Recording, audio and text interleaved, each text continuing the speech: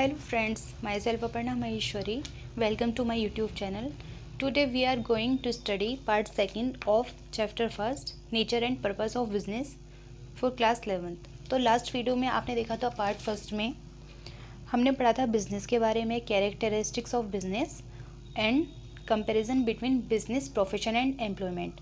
तो हम अपनी वीडियो को कंटिन्यू करते हैं, तो स्टार्ट करते हैं। आज पढ़ेंगे हम classification of business activities. Business को कितने टाइप्स में डिवाइड किया है इंडस्ट्री एंड कॉमर्स में।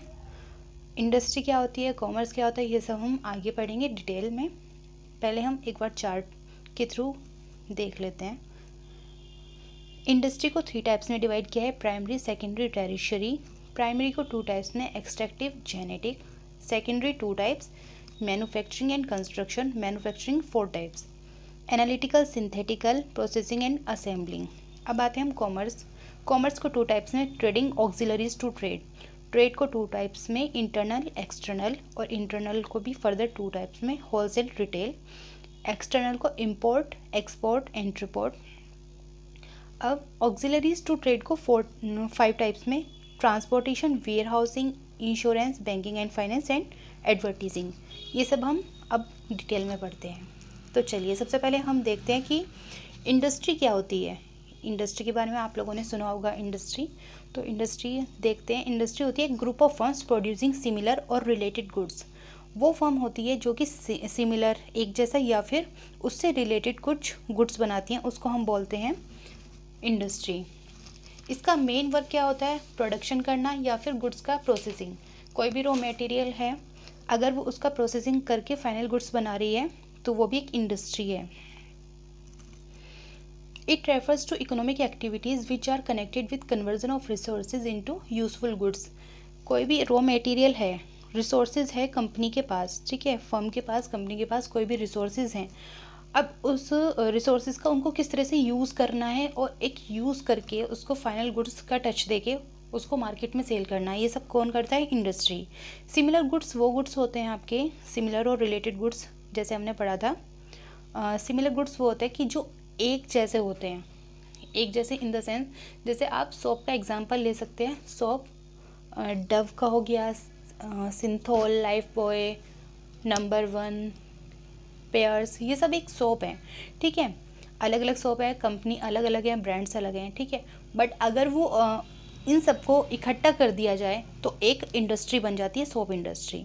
रिलेटेड गुड्स कौन से गुड्स होते हैं, जो जिसके बदले में हम दूसरे एक जैसे तो होते हैं बट थोड़े से अलग होते हैं, जैसे टी और coffee. Related goods a type of complementary goods, कि अगर हम एक गुड्स को प्रीफर नहीं कर रहे हैं तो हम दूसरे गुड्स को ले सकते हैं, जैसे पेप्सी, कोको कोला, ये सब चीज़ें रिलेटेड गुड्स में आती हैं आपकी। अब इसमें कौन कौन सी स्किल्स की ज़रूरत होती है, टेक्निकल स्किल्स की। टेक्निकल स्किल्स भी काफ़ी सारी होती है, जैसे प्रोग्रामिंग लैंग्वेज होती है, अकाउंटिंग, मार्केटिंग। किसी भी इंडस्ट्री में ये सब डिपार्टमेंट्स होते हैं, अकाउंटिंग का, मार्केटिंग, प्रोग्रामिंग और भी काफ़ी सारे। मार्केटिंग का वर्क क्या होता है, मार्केटिंग डिपार्टमेंट का, कि जो प्रोडक्ट्स हैं उसको मार्केटिंग कैसे करनी है, कितने गुड्स प्रोड्यूस हुए हैं, कितने सोल्ड हुए हैं, या फिर कितने स्टॉक में पड़े हैं, उनको मार्केट तक कैसे पहुंचाना, ये सब मार्केटिंग डिपार्टमेंट का काम होता है। अकाउंटिंग का ये वर्क होता है कि कितने गुड्स सेल हुए हैं, कितना एक्सपेंस हुआ है, कितना रिवेन्यू हुआ है, ये सब अकाउंटिंग में आता है। प्रोग्रामिंग लैंग्वेज में मतलब कोडिंग वगैरह आती है, किस तरह से उसको जो भी कंपनी की ऐप्स हैं या फिर जिसमें डाटा स्टोर हुआ है उसको किस तरह से स्टोर करके रखना है ताकि कोई हैक ना कर सके। तो ये सब टेक्निकल स्किल्स में आती हैं। मैकेनिकल अप्लायंसेस भी इसमें इन्वॉल्व होती हैं। वो किस तरह से इन्वॉल्व होती हैं, किसी भी चीज़ का कोई भी प्रोडक्शन हो रहा है तो उसमें ह्यूमन रिसोर्स के साथ साथ एक मशीन्स भी लग रही हैं, प्लांट्स भी लग रहे हैं। कंपनी में कुछ प्लांट्स भी लगे होते हैं जिसके थ्रू वो प्रोसेसिंग होती है और फाइनल गुड्स बनता है। This include activities relating to producing और processing of good as well as breeding and rearing of animals. इसमें आपका क्या क्या इंक्लूड हो जाता है, जैसे एनिमल्स का पालन पोषण करना, क्यों करते हैं लोग एनिमल का पालन पोषण क्यों रखते हैं उनको अपने पास, जो वो मिल्क देते हैं उसको वो मार्केट में बेच के प्रॉफिट अर्न कर सकें, इसलिए वो एनिमल्स का पालन पोषण करते हैं। एग्जाम्पल आ गया इसमें, इंडस्ट्री में एग्जाम्पल होता है communication, construction industry, entertainment, farming, fashion, finance, IT, information technology, media, music, technology etcetera. ये सब किस में आ जाती हैं, आपकी इंडस्ट्री में आ जाती है। मीडिया एक इंडस्ट्री कैसे, मीडिया के देखिए चैनल्स अलग अलग होते हैं, जैसे आज तक ले लीजिए, न्यूज़ 24, रिपब्लिक भारत एंड काफ़ी सारे चैनल्स होते हैं, ठीक है। बट अगर ये इन सबको इकट्ठा कर दिया जाए तो क्या बन जाती है, एक इंडस्ट्री बन जाती है, media industry. Industrial job focus on the production of industrial goods. जो इंडस्ट्रियल जॉब्स होती हैं उनका मेन फोकस किस पे होता है कि वो इंडस्ट्रियल गुड्स को प्रोड्यूस करें, उसको बनाएं। कैसे बनती कैसे कोई चीज़ है, कोई भी रॉ मटेरियल है तो वो खुद से ही वो फाइनल गुड्स नहीं बन जाएगा, उसकी मैन्युफैक्चरिंग करनी पड़ेगी इंडस्ट्री को। It involves moving raw materials to a factory. पहले तो जो भी इंडस्ट्री कंपनी होती है उसको रॉ मटेरियल अपनी फैक्ट्री में मंगाना पड़ता है। उसके बाद क्या होता है, उसके बाद वो गुड्स बनता है, प्रोसेसिंग के थ्रू वो गुड्स बनता है, फिर वो वेयर हाउस में रखा जाता है, क्योंकि वो एकदम से मार्केट में सेल नहीं होता, मतलब जितनी उसकी ज़रूरत होती है वो उतना ही मार्केट में जाता है, और बाकी का जो गुड्स है वो वेयर हाउस में रखा जाता है स्टोर करके, और फिर उसके बाद कस्टमर्स को बेच दिया जाता है, शिप कर दिया जाता है थ्रू ट्रांसपोर्टेशन के थ्रू। वेयर हाउस क्या होता है ये हम आगे पढ़ेंगे। वेयर हाउस सिंपली मैं बता देती हूँ भी। वेयर हाउस वो होता है जहाँ पे कि गुड्स को प्रिजर्व करके स्टोर करके रखा जाता है, उसकी कंडीशन के अकॉर्डिंग, उसको कितना टेम्परेचर चाहिए तो उसके अकॉर्डिंग वहाँ पे रखा जाता है सेफली। अब आती है प्राइमरी इंडस्ट्री के हमने 3 टाइप्स देखे थे, primary, secondary and tertiary. Primary industry कौन सी इंडस्ट्री होती है, ये वो इंडस्ट्री होती है, इसमें वो एक्टिविटीज़ आती हैं जो कि कोई एक्सट्रैक्शन या प्रोडक्शन, नेचुरल रिसोर्सेज, मतलब ये सारी चीज़ें हमें नेचुरल रिसोर्सेज के थ्रू ही मिलती हैं, मतलब ये नेचर हमें देता है। And development of living organism plant, ये सब हमने खुद नहीं बनाया, ये सब नेचर ने हमको दिया है। इसमें एक्सट्रैक्शन मतलब होता है जैसे कि खुदाई करके कोई भी चीज़ निकालना, कोई भी चीज़ मतलब जैसे क्रूड ऑयल होते हैं, कच्चा तेल हो गया, और क्रूड ऑयल से पेट्रोल, डीजल, ये सब चीज़ें निकलती हैं। और क्या क्या चीज़ें होती हैं उसमें, गैस हो गए, कोल और आयरन, गोल्ड, कॉपर, मिनरल्स, ये सारे एक्सट्रैक्शन करके ही निकलते हैं ज़मीन से। इसमें और क्या एग्जांपल आ जाता है, agriculture, oil and gas extraction, forestry कैसे कि जो पेड़ हमने लगाए हैं बट वो नेचर ने हमें दिए हैं, हम उसको काट रहे हैं, वुड को काट रहे हैं, तो ये सब फॉरेस्ट्री में आता है। माइनिंग, खुदाई करने के टाइम पे जो भी चीज़ हमें मिलती है। फिशिंग मतलब मछलियों का पालन पोषण करना, ये सब प्राइमरी इंडस्ट्री में आता है। प्राइमरी को 2 टाइप्स में डिवाइड किया गया है, एक्सट्रैक्टिव और जेनेटिक। अब देखते हैं एक्सट्रैक्टिव में क्या होता है। दिस इंडस्ट्रीज एक्सट्रैक्ट और draw out products from natural sources, जो भी नेचर ने हमें दिया है उसको एक्सट्रैक्ट करके मतलब खुदाई करके उसको निकालना, वो एक्सट्रैक्टिव में आता है। Generally products of this industries transformed into many other useful goods by manufacturing industry.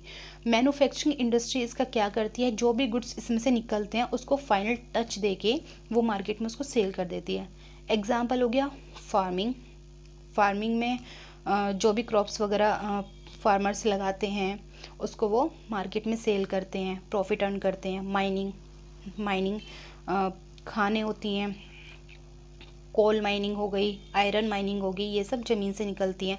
Hunting, जानवरों की हंटिंग करते हैं, क्यों करते हैं, क्योंकि वो स्पोर्ट्स कुछ एक्टिविटीज़ में जैसे स्पोर्ट्स मटेरियल होता है कुछ बनाने में वो यूज़ आते हैं, एनिमल्स की हंटिंग इसलिए होती है।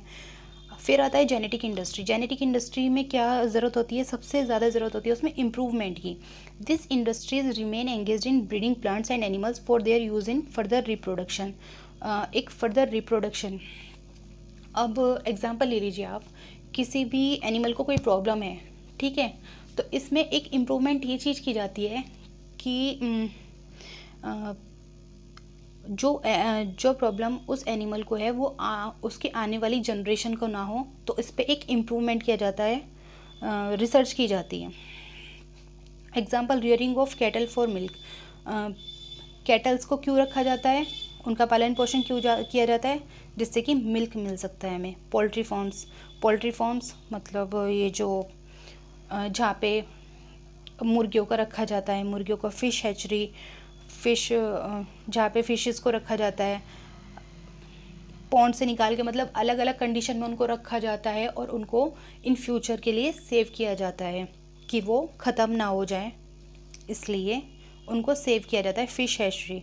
Rearing of plants in nursery में प्लांट्स लगे होते हैं, छोटे छोटे प्लांट्स होते हैं, या फिर उनको वहाँ पे लगाया जाता है। अब आता है सेकेंडरी इंडस्ट्री में this industry is focused on using the material which have already been extracted the primary stage. जो प्राइमरी स्टेज में प्राइमरी इंडस्ट्री ने जो मटेरियल निकाला था उसका क्या होता है, प्रोसेसिंग होती है सेकेंडरी इंडस्ट्री में। These industries process such materials to produce goods for final consumption or for further processing by other industrial units। अब ये जो सेकेंडरी इंडस्ट्री होती है वो करती क्या है, उसका काम होता है प्रोसेसिंग करना। जो रॉ मटेरियल आया है उसको प्रोसेसिंग करके फाइनल गुड्स बनाना और कंज्यूमर को सेल करना। अब देखिए मैन्युफैक्चरिंग एग्जांपल से हम समझते हैं। Manufacturing of steel is secondary processing, but mining of iron और इज़ प्राइमरी इंडस्ट्री। एक्सट्रैक्शन के दौरान, खुदाई के दौरान जब हमने आयरन और निकाला खदान से, तो वो निकाल के उसके बाद जो प्रोसेसिंग करी वो तो नेचुरल रिसोर्सेज हो गए ना, नेचर ने हमें दिया है, वो प्राइमरी में आ गया। उसके बाद जो भी हम उसके अंदर प्रोसेसिंग करते हैं तो वो सेकेंडरी में आ जाता है। उसको मैन्युफैक्चर करके हमने स्टील बनाया, ये सब सेकेंडरी इंडस्ट्री में आता है।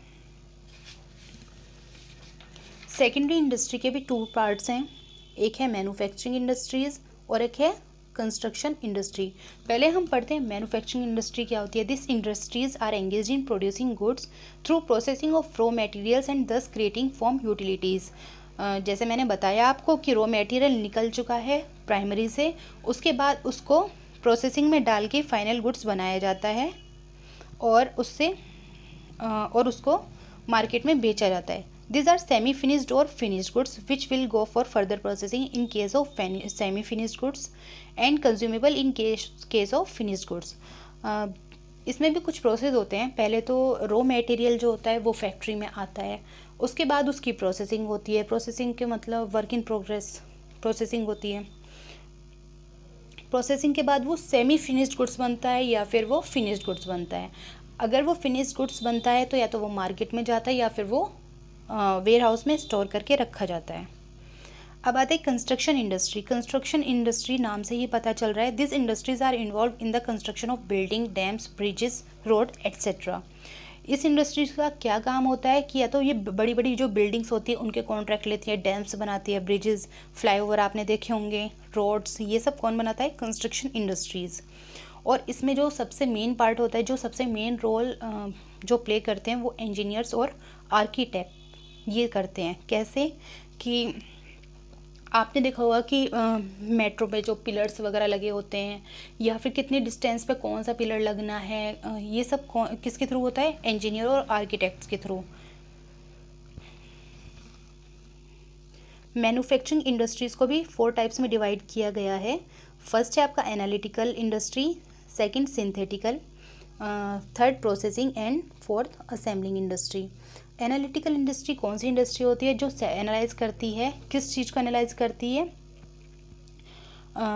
मटेरियल को एनालाइज करना और उसके बाद उसको सेपरेट कर देना, मतलब एक तरह से ना उसका प्योरीफाई करना।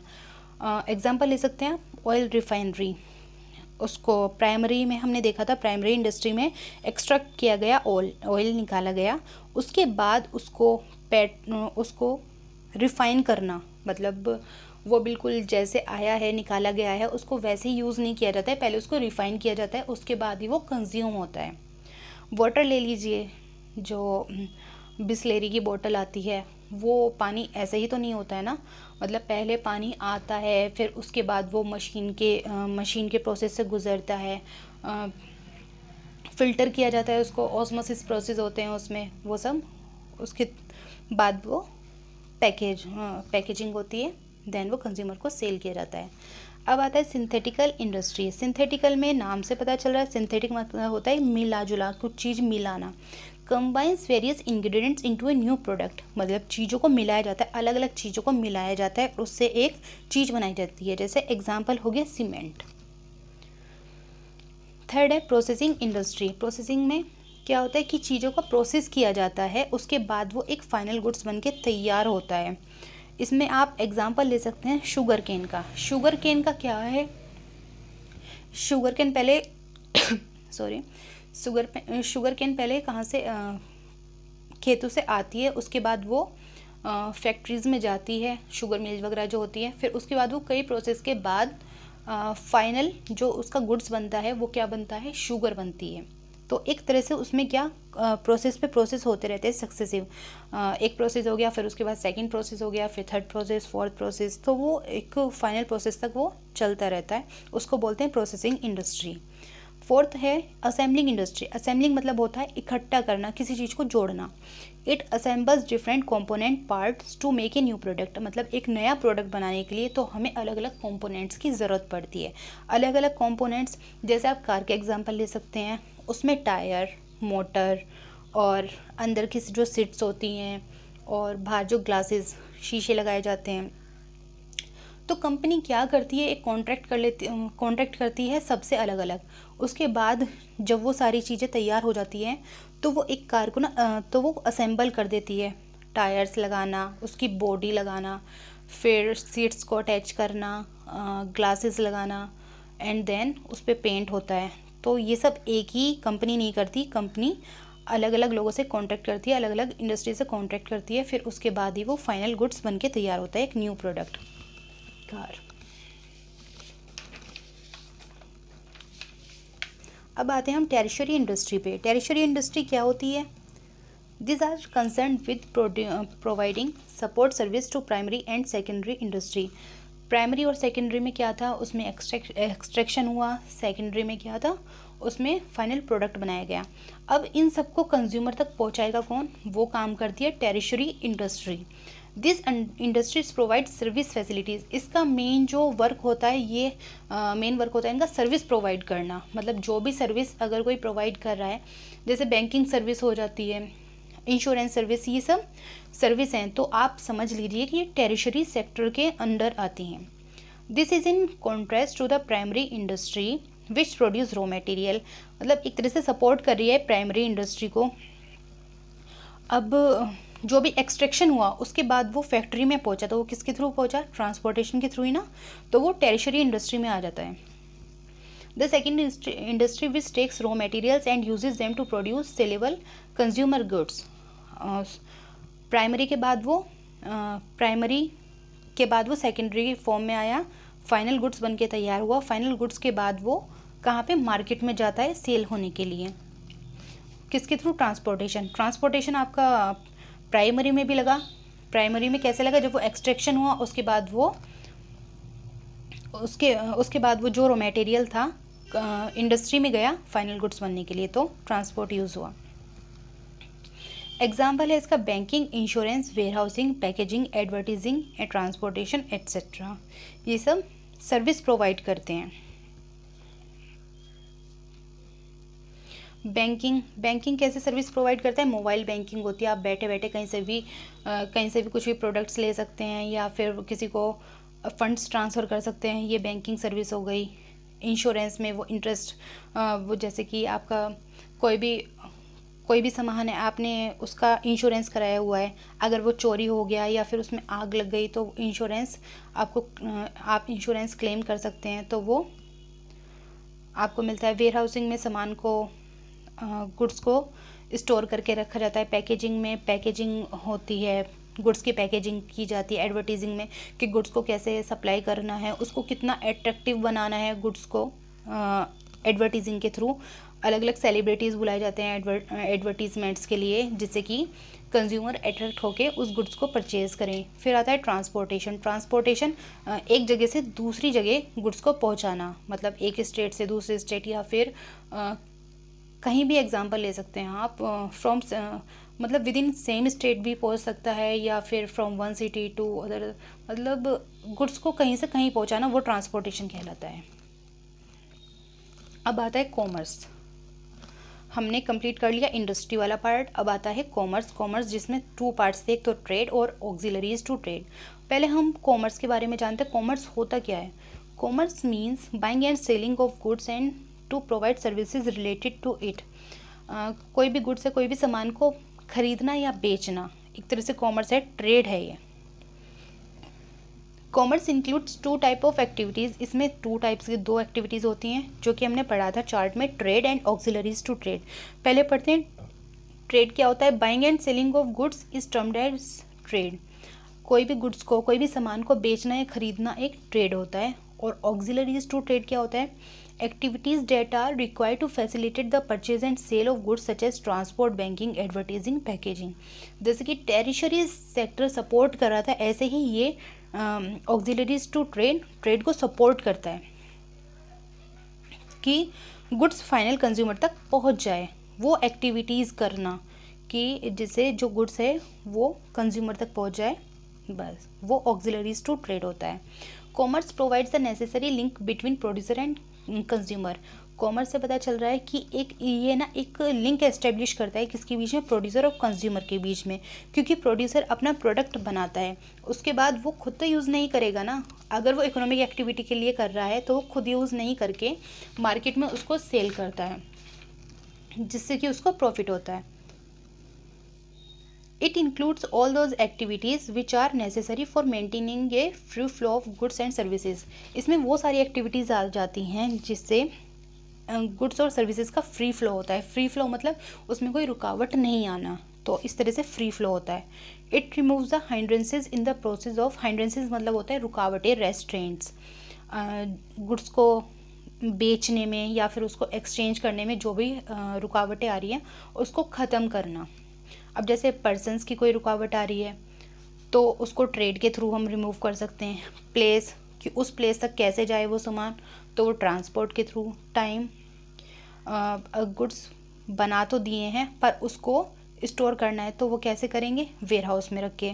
रिस्क, जो भी गुड्स प्रोड्यूस कर रहे हैं उसमें रिस्क होता है कि कहीं वो जल ना जाए, कहीं कोई चोरी करके ना ले जाए, तो उसका इंश्योरेंस करवा लिया जाता है कि अगर इन फ्यूचर ऐसा कुछ होता भी है तो वो उस मनी से कवर हो जाता है।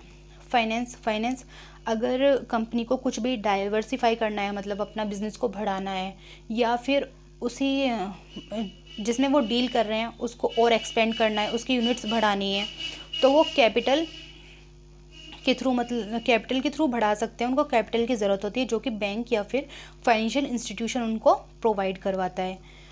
अब आता है advertising makes it possible for producer. सबसे मेन जो पार्ट कोई प्ले करता है तो ये एक एडवर्टीजिंग भी होती है कि प्रोडक्ट्स को आप किस तरह से बेटर प्रेजेंट कर रहे हो कंज्यूमर के सामने।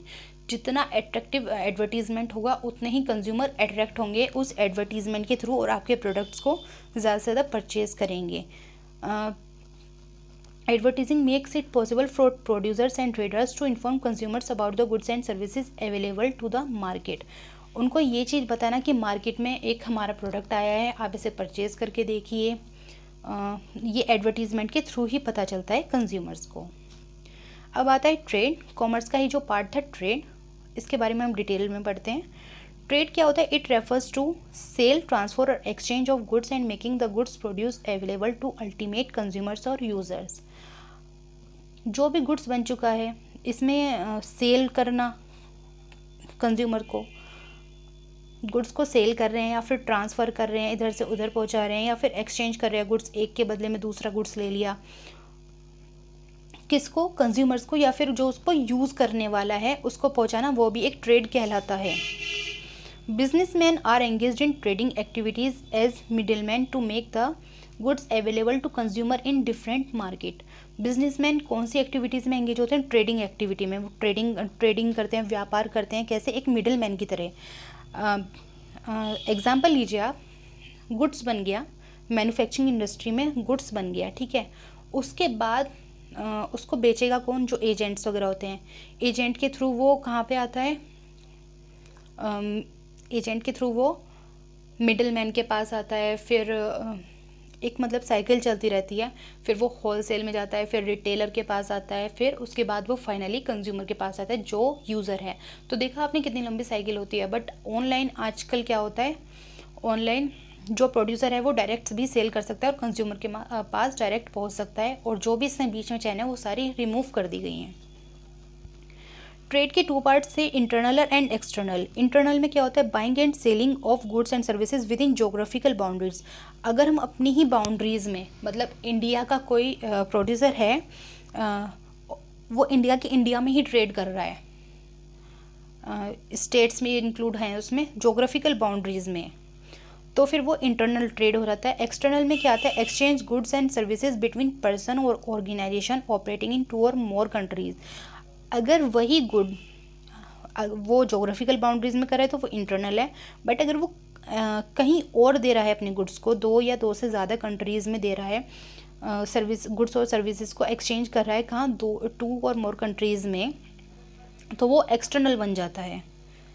ठीक है, इसमें मेन डिफरेंस यही है कि अगर जोग्राफिकल बाउंड्रीज़ में कर रहा है तो वो इंटरनल हो गया, और अगर वो 2 या मोर कंट्रीज़ में कर रहा है ट्रेड तो वो एक्सटर्नल हो जाता है। इंटरनल के भी 2 पार्ट्स होते हैं, होलसेल एंड रिटेल। होलसेल में क्या होता है कि जब होलसेलर क्या करता है, जो बल्क में प्रोडक्ट्स को ख़रीदता है, काफ़ी सारे सामान ले लेता है इकट्ठे, उससे उसको क्या होता है, डिस्काउंट मिलता है, क्वांटिटी डिस्काउंट मिलता है कि अगर आप इतने कार्टन्स ले रहे हैं तो आपको 2% डिस्काउंट मिलेगा, 3%, 10%, वो तो डिपेंड करता है। बट रिटेलर को डिस्काउंट इतना नहीं मिलता है, क्योंकि वो स्मॉलर क्वांटिटी में परचेज़ करते हैं। उसके बाद वो पहले होलसेलर के पास आया, फिर रिटेलर के पास आया, फिर वो उसके बाद कंज्यूमर के पास गया। तो इंटरनल में आपके 2 पार्ट्स बता दिए मैंने, होलसेल एंड रिटेल। जो बल्कि गुड्स परचेज़ करते हैं वो होलसेल में आता है, और जो स्मॉल क्वान्टिटी में करते हैं वो रिटेल में आता है। एक और पार्ट होता है एंट्रीपोर्ट। एंट्रीपोर्ट क्या होता है, when goods are imported for exported to other countries.